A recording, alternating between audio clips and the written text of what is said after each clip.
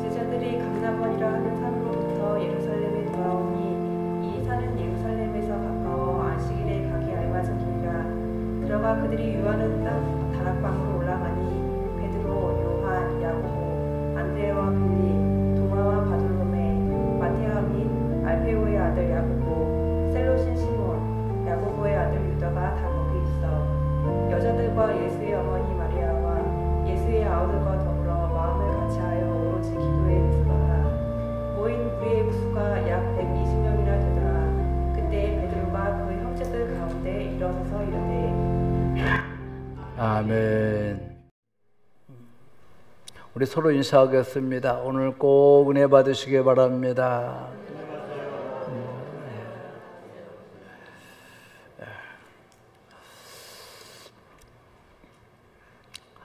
여러분 인도의 성자 선다싱을 잘 알고 있을 거고 또 많은 말씀도 들은 줄 압니다.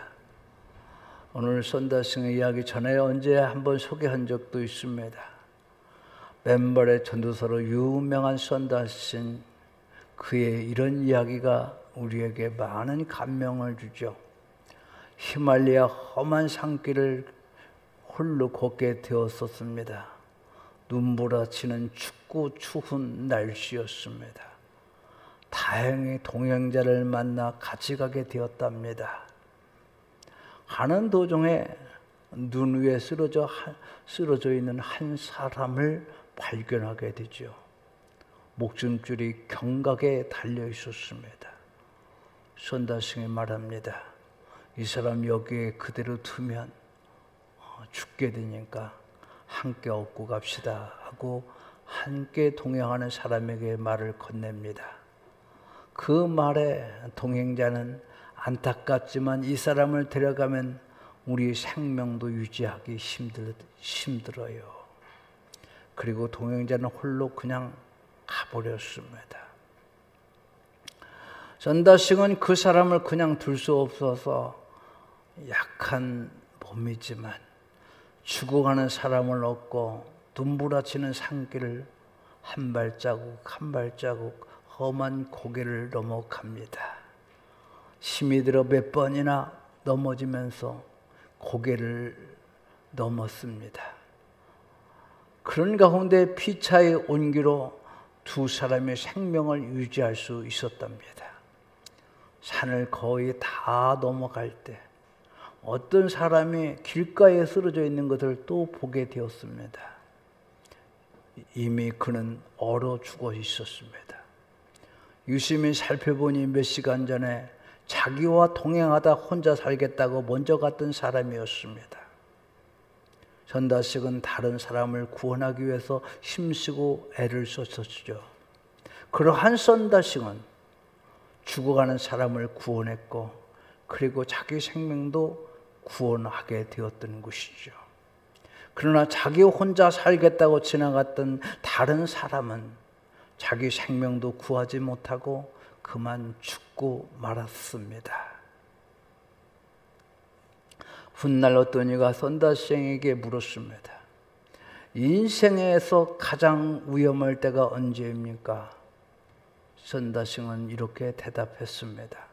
내가 지고 가야 할 짐이 없을 때, 인생에서 가장 위험할 때입니다. 사람들은 자신의 짐이 가벼워지기를 바랍니다. 그때가 위험하다는 것이 선다싱의 말입니다. 사람이 사람답고 아름다운 것은 누군가에게 내어줄 수 있는 등을 가지고 있기 때문이 아닐까요?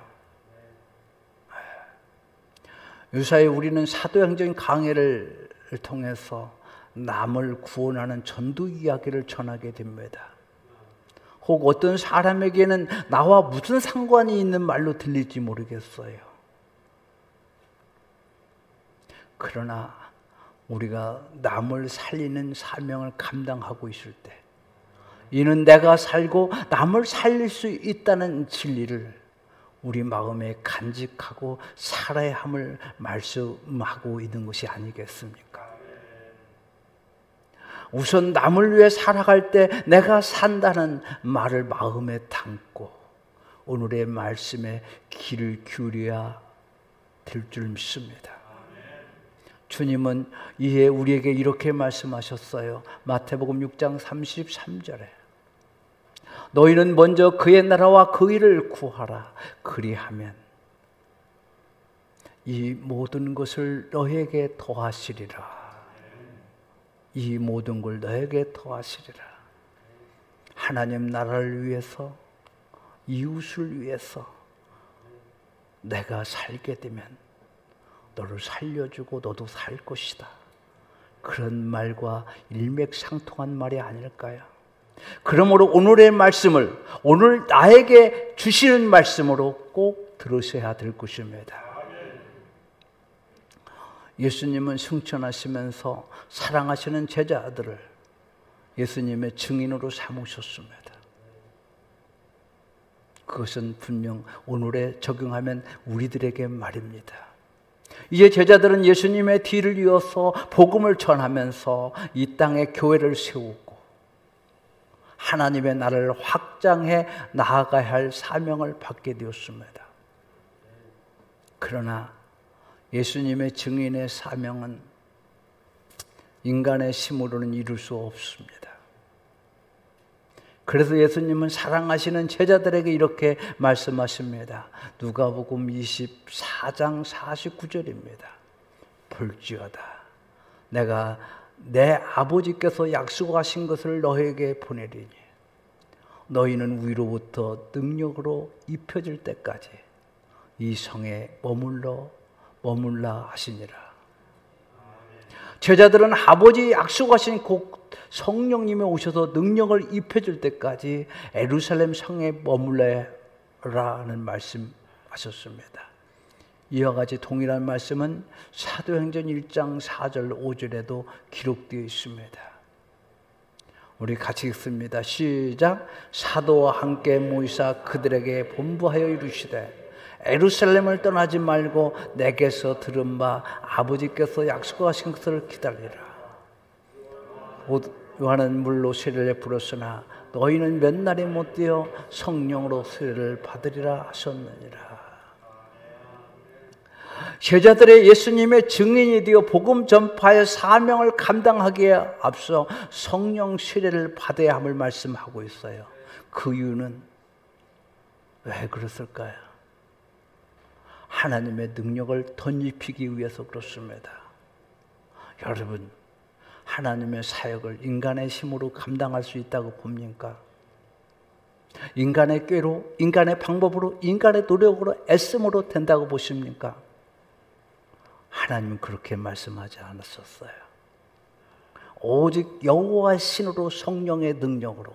그렇기 때문에 너희는 성령의 능력을 덧입히기 위해서 사도행전 1장 8절에 오직 성령이 너희에게 임하시면 너희가 권능을 받고 그의 능력으로, 그렇죠, 예루살렘과 온 유대와 사마리아 땅끝까지 이르러 내 증인이 되리라 하시니라. 예수님이 십자가에 죽으셨을 때 제자들은 자기의 목숨을 부지하기 위해서 마가의 다락방에 문을 꼭꼭 잠가놓고 자기들이 몸을 숨기고 도망가고 이리저리 흩어졌습니다. 그들이 복음을 전할 수 있어요? 주님의 사역을 감당할 수 있습니까? 그래서 우리 주님은 알고 있었어요. 성령의 능력이 임하야 저들은 이 세상을 이기고 성령의 나래 속에 저들의 복음의 사역을 감당할 수 있다는 것을, 성령이 임해야 너희는 권능을 받고 예루살렘과 온 유대와 사마리아 땅끝까지 이르러 내 증인이 되리라. 이윽고 제자들에게 주께서 약속한 성령에 임했습니다. 천지를 진동시키는 성령의 능력으로 충만했습니다. 그리고 성령의 능력으로 그들은 주님의 주신 사명을 너끈히 이길 수 있었던 거예요. 그러므로 초대교회는 성령으로 충만했습니다. 그 성령의 능력은 세상을 놀라게 했습니다. 그렇다면 성령 충만한 역사의 비결은 무엇일까? 어떻게 하면 성령으로 내가 그 성령의 능력에 잇대어 이 세상을 제자들이 이겼던 것처럼 나도 이기고 영원한 천국을 향한 나의 하나님 나라의 펼쳐짐을 우리는 어떻게 해 갈 수 있을까? 그것은 성령의 충만함인데 성령의 충만함을 어떻게 받을 수 있을까? 초대교회처럼 말입니다. 첫째로 오늘 본문의 말씀은 주님의 말씀에 순종해야 함을 말해주고 있어요. 주님의 말씀에 순종해야 합니다. 제자들이 다시 예루살렘 다락방에 모인 것은 주님의 말씀에 순종하기 위한 첫걸음이었어요. 그걸 잊지 말아야 됩니다. 사도행전 1장 4절을 다시 한번 읽어봅니다. 사도와 함께 모이사 그들에게 분부하여 이르시되 예루살렘을 떠나지 말고 내게 들은 바 아버지께서 약속하신 것을 기다리라. 또 아까도 읽었지만 49절에 누가복음 24장 49절에 볼지어다 내가 아버지께서 약속하신 것을 너에게 보내리니 너희는 위로부터 능력으로 입혀질 때까지 이 성에 머물러 하시니라. 사도행전 1장 4절과 누가복음 24장 49절은 동일한 말씀입니다. 너희들은 성령의 능력을 입혀야 한다. 그러므로 처음 성령 충만의 자리는 저희들은 어디에 있습니까? 순종의 자리였던 거죠. 모여서 저들은 찬자리에 모여서 그 성령을 기다리고 있었던 거예요. 누가 성령 충만을 받습니까? 순종하는 사람들, 그 사람들입니다. 순종하는 사람들. 주께서 예루살렘에 머물라고 하니까 머물렀고 모이라고 하니까 모였고 순종한 것이죠. 그리고 그런 순종의 사람들에게 성령의 능력이 부어진 겁니다. 사도행전 5장 32절을 읽어보면 우리는 이 일의 증인이요 하나님이 자기에게 순종하는 사람들에게 주시는 성령도 그러하니라. 하나님이 어떤 사람에게 성령을 주셨더라고요? 순종하는 사람들에게 주신 성령도 그러하니라. 저는 지금까지 목회하면서 매사에 계산에 빠르고 매사에 비판적이고 매사에 부정적인 성도들이 성령 충만함을 받는 것은 볼 수가 없었어요. 제가 목회하는 범위 내에서 말입니다. 성령 충만함을 사모하신다면 먼저 하나님의 말씀에 온전한 순종을 결단하시기 바랍니다. 주께서 모이라고 하면 모이십시오. 기도하라면 기도하십시오. 가라고 하면 가십시오. 오늘 우리가 사는 세상은 순종은 어리석음으로 매도되는 시대에 살고 있어요.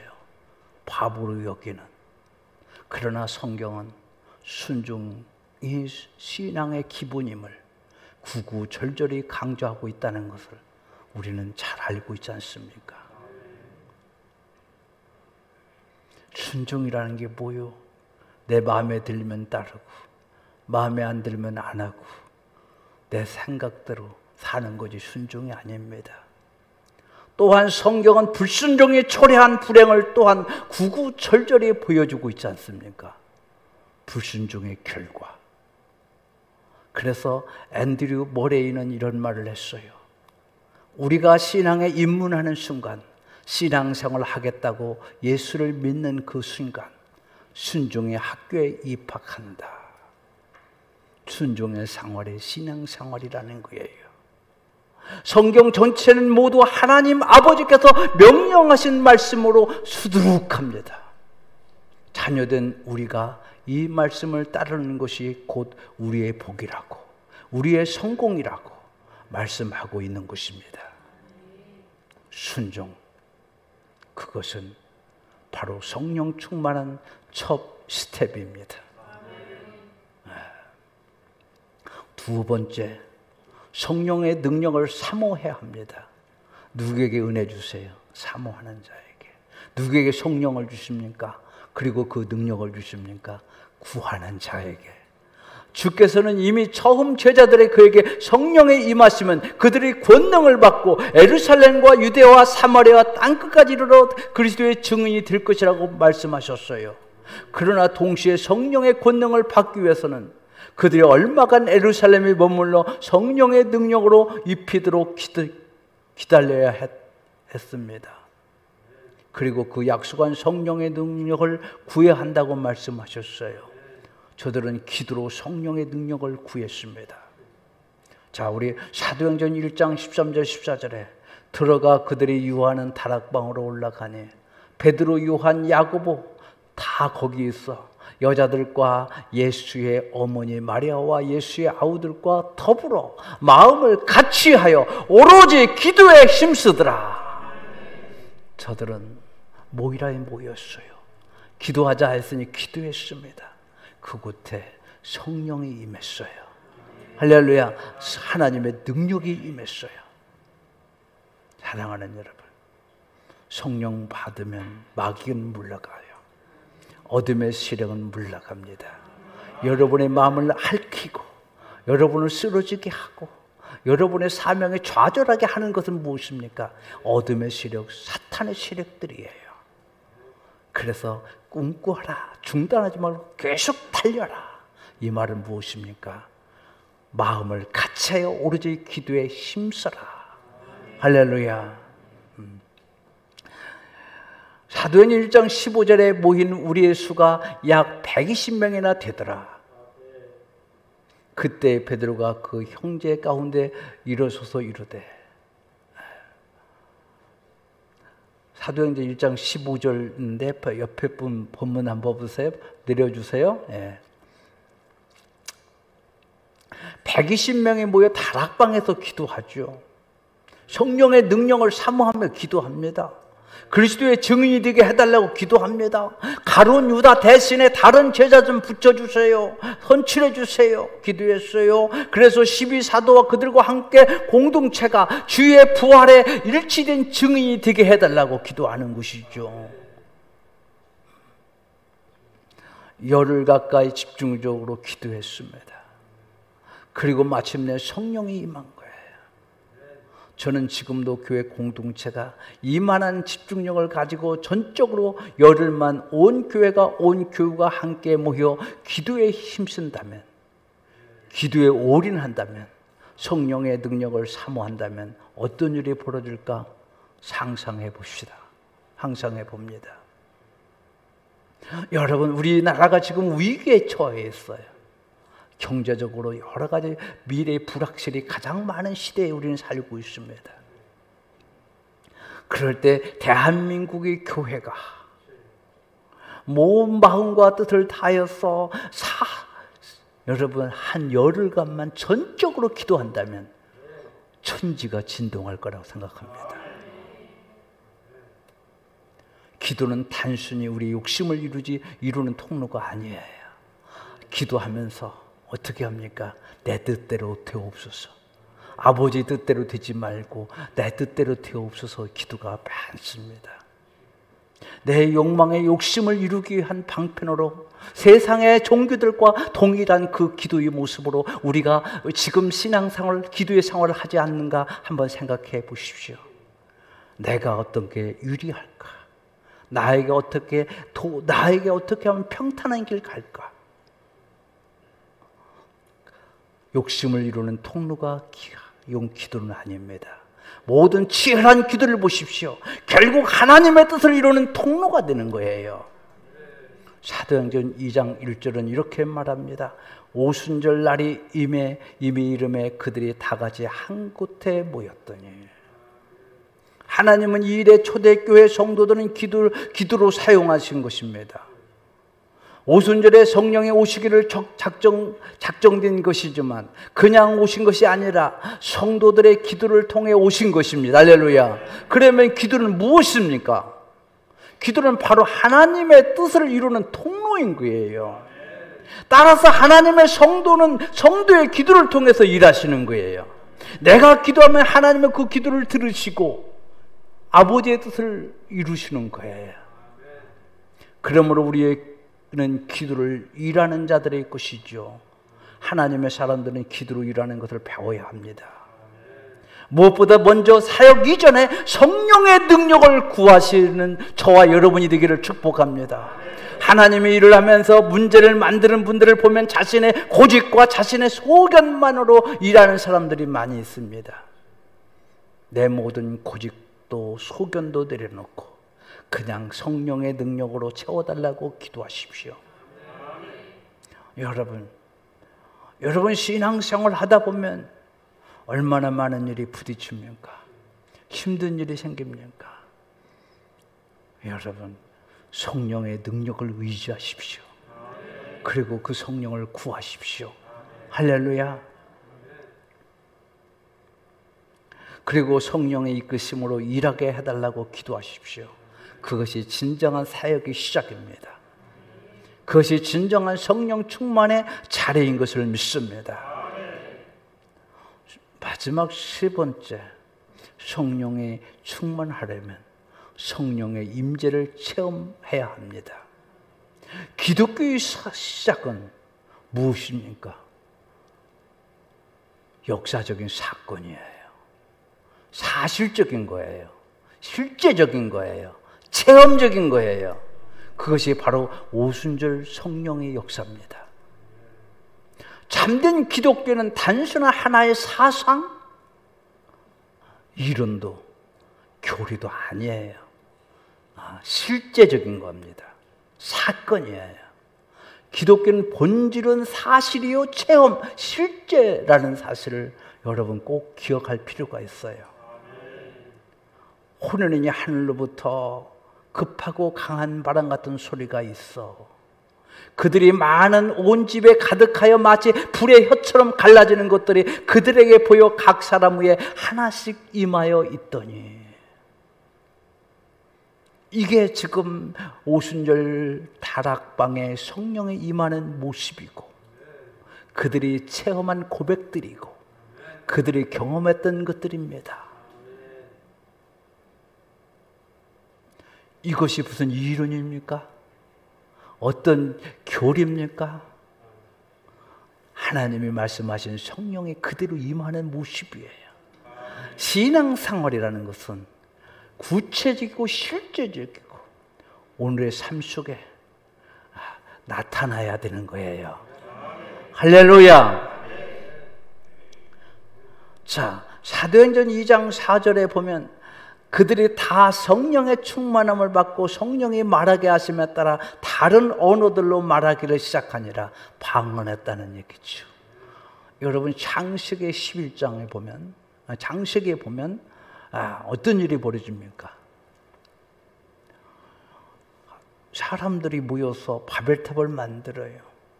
우리 하나님처럼 높아지자. 그러니까 하나님의 언어를 다 헤쳐놓죠. 그 골치 아픈 영어, 한국어, 그리고 일본어, 독일어, 중국어 언어로 다 흩어놨어요. 그래서 하나가 못 돼요. 그래서 이 민족, 내 민족, 그 민족 이렇게 만들어졌죠. 그 분열이 됩니다. 그런데 성령의 임하니 언어가 다 소통이 되는 거예요. 할렐루야. 이게 하나님의 성령의 사건이에요. 성령의 충만을 받아 성령이 말하게 하심을 또 다른 언어들로 말하기를 시작하더라. 다가 일본말을 모르는데 일본말을 해요. 이를테면 내가 한국말을 모르는데 한국말을 합니다. 그럼 어떻게 됩니까? 서로 소통하게 되죠. 다 알아들는 거예요. 다 말하는 거예요. 디아스포라 해서요. 이스라엘 백성들은 이곳저곳에 흩어져 있었어요. 그리고 예수 믿는다고 해서 다시 그들이 함께 모였던 그들은 언어가 소통하지 안 되는 사람들이 많았어요. 그런데 저들은 다 알아듣고 서로 이야기할 수 있었어요. 그들이 성령에 충만해서 방언으로 성령의 메시지를 말한 거예요. 할렐루야. 이것이 기독교의 복음의 시작이었습니다. 그런데 이 복음의 성령의 놀라운 표적과 기사를 동반한 겁니다. 바람 같은 성령이, 불 같은 성령이 복음의 진정성을 증거하고 있어요. 여러분 신앙생활의 체험을 어떻게 하셨는지 몰라요. 어떤 때는 성령이 막 말씀이 막 나를 짓눌러요. 꽉 잡고. 어떤 때는 눈물이 툭툭 떨어집니다. 머리가 팍 설 때도 있고요. 막 소름이 끼칠 때도 있고요. 편할 때도 있고요. 기쁨이 충만하고 무서움이 싹 사라져 가기도 하고. 그게 여러분 하나님의 임재를 경험하는 거예요. 하나님의 역사를 경험하는 거예요. 그게 복음에 너와 함께하고 성령이 역사하고 있는 거야. 그것을 나타낸 겁니다. 이러한 모든 표적은 하나님이 거기에 함께 하시고 거기에 임재하시는 증거로 나타낸 것이죠. 그리고 이런 임재의 체험은 사람마다 다르게 경험된다는 거예요. 심지어 그날 오순절의 다락방에서도 체험은 사람마다 달랐을 거예요. 어떤 사람은 바람을 느끼고, 어떤 사람은 불을 보고, 어떤 사람은 혀 같은 갈라지는 불을 보았을 것이고, 또 어떤 사람은 배우지 못한 다른 언어를 말했을 것이고, 어떤 사람은 꿈을 꾸고, 어떤 사람은 환상을 보았을 거고, 또 어떤 사람들은 일상을 깨는 뜨거운 희망의 불덩이처럼 가슴에 솟아났을 수도 있었을 거예요. 그게 무엇이? 성령이 임해서 능력으로 역사하는 거예요. 또 어떤 사람은 눈으로 나타난 가시적인 체험은 없었지만 의식이 깊은 곳에서 하나님의 함께 하심을 강력하게 느껴지고 믿어지는 현상도 있었을 겁니다. 그리고 이 모든 것이 다 성령의 임재 체험이었습니다. 그리고 그들은 모두 달라졌어요. 그들은 더 이상 소심한 다락방 사람들이 아니었어요. 문을 걸어 잠고 우리를 잡으러 오면 어떻게 할까? 그러나 이제는 문을 확 열고 박차고 나갑니다. 그들은 성령의 날개를 펴고 예루살렘과 유다와 사마리아 땅 끝으로 나아가기 시작합니다. 이것이 바로 오순절 사건 성령의 충만한 역사입니다. 예수님의 제자들은 예수를 믿고 새로운 존재로 거듭났다 말하지만 그들은요 여전히 인간 그저 말만 그리스도인이었지 실제로는 세상 사람과 별 차이 없이 별 다름없이 살고 있었던 듯합니다. 그런데 그들이 모여 기도하던 예루살렘 다락방에 한순간 성령이 바람처럼 임했던 거지요. 얼마나 놀랐겠어요. 이제 그들은 하나님의 자녀로 능력의 날개를 펴고 비상하게 된 겁니다. 그리고 또한 불이 임했습니다. 그들의 혀는 불을 토하며 예수의 생명과 소망을 증거하기 시작했어요. 모든 것이 달라졌어요. 그들은 이제 성령의 사람, 복음의 증인이 된 거예요.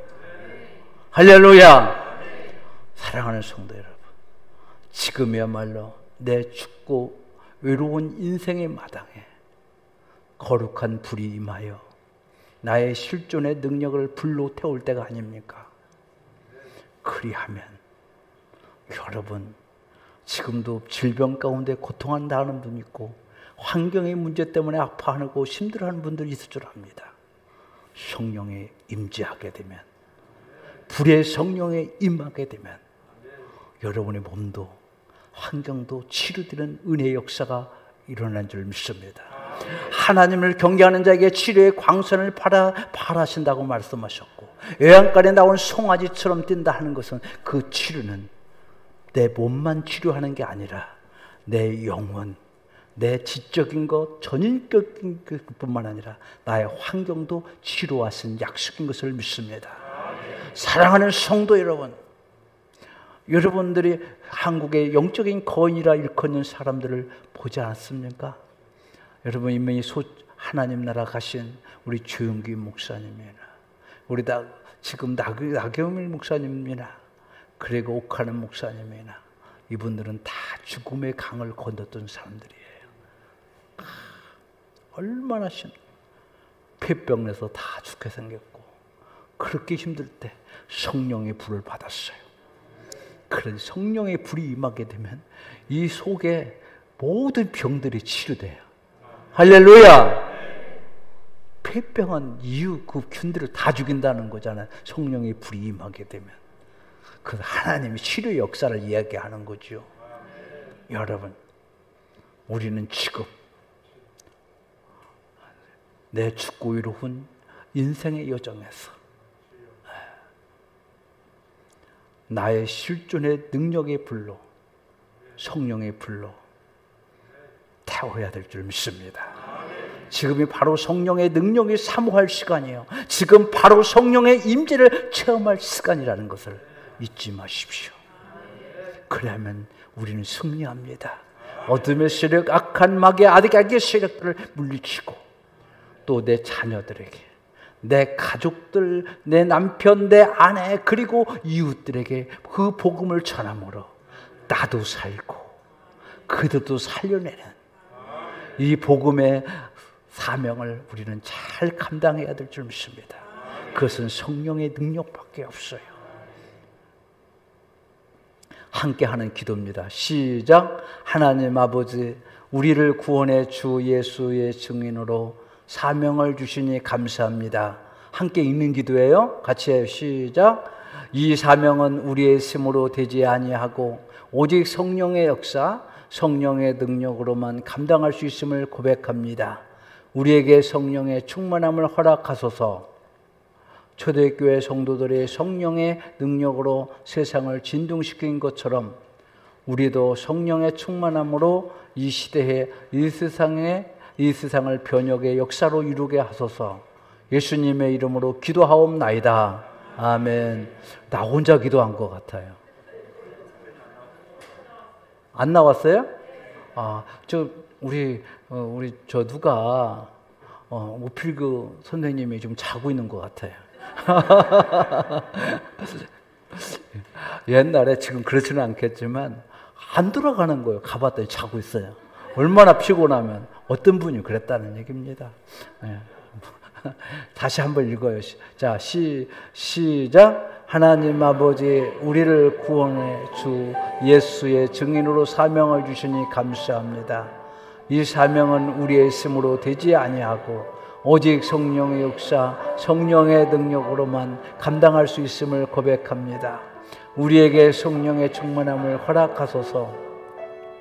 초대교회 성도들의 성령의 능력으로 세상을 진동시킨 것처럼 우리도 성령의 충만함으로 이 시대에 이 세상을 변혁의 역사를 이루게 하소서.